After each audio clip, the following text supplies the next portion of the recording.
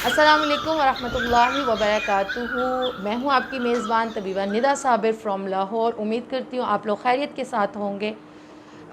Topic की जानिब आगे बढ़ने से पहले मेरे चैनल को सब्सक्राइब कर लीजिए। चैनल का नेम है सिंपल ऑर्गेनोपैथी और बेल आइकॉन को ज़रूर प्रेस कर लीजिए ताकि आप लोगों को नई से नई आने वाली वीडियोस मिलती रहें।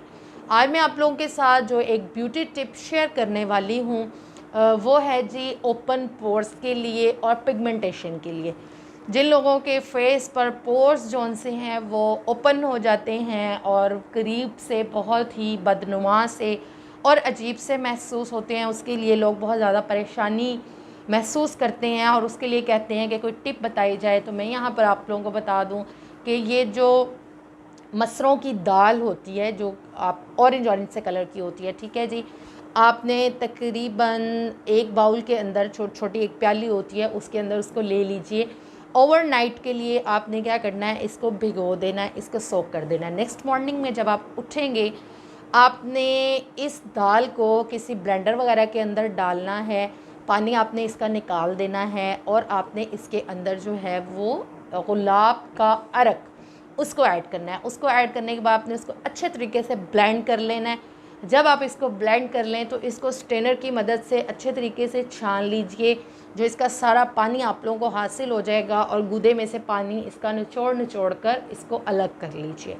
ठीक है जी। अब आपने क्या करना है, इसको एक बाउल के अंदर डालें। इसके अंदर आपने 3 स्पून्स जो सी हैं वो एलोवेरा जेल की ऐड करनी है। ठीक हो गया। और इसके अंदर आपने विटामिन ई ऑयल के 3 कैप्सूल्स जो हैं वो ओपन करके आप लोग शामिल कर लीजिए।